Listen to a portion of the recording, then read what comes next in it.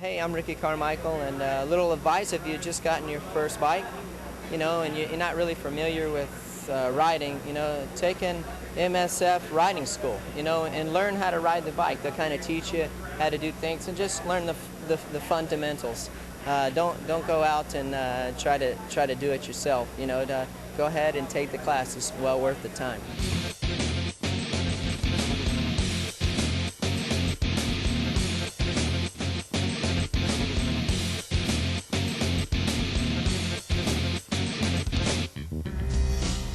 The friction zone is where you're not quite in neutral and not quite in gear. It's where you release your clutch and you're basically just creeping forward. Knowing the friction zone, you can start smoothly, stop smoothly, and ride more comfortably. Okay, now what we're going to do is work on our throttle control in our friction zone. So what you're going to do is apply your clutch, pull your clutch in, shift to first gear, slowly ease that clutch out, and when you feel yourself move forward, pull it back in.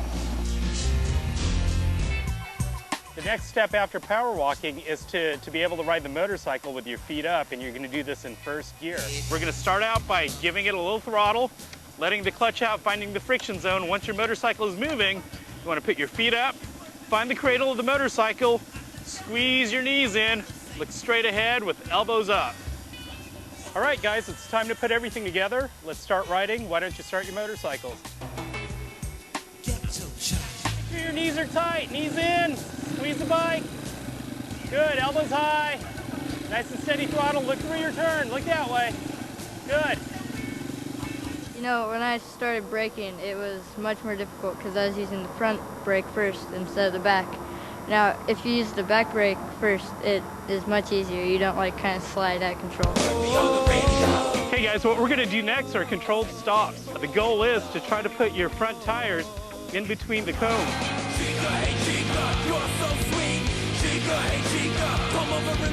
The dangers of using the front brake alone is if you don't have good traction, you could wash out the front tire and fall.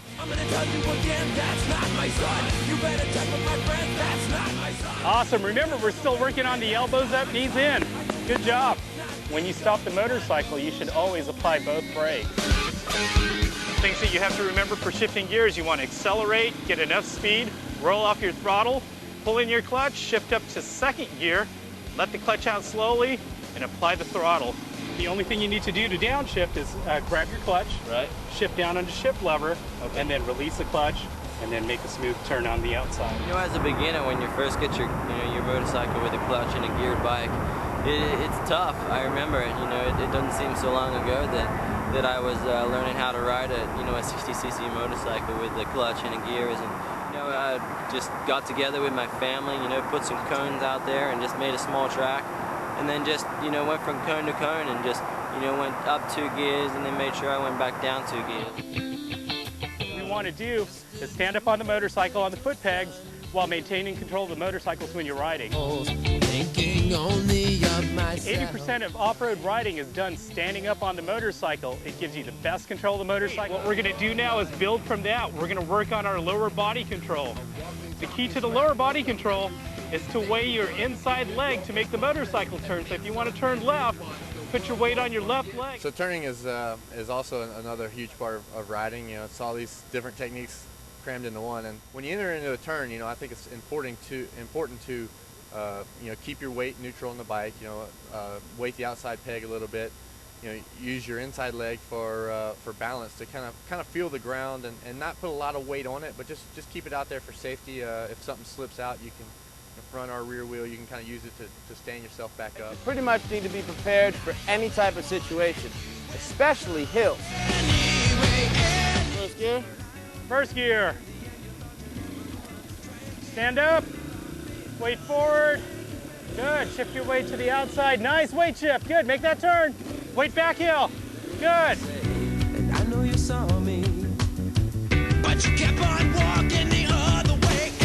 Shut down.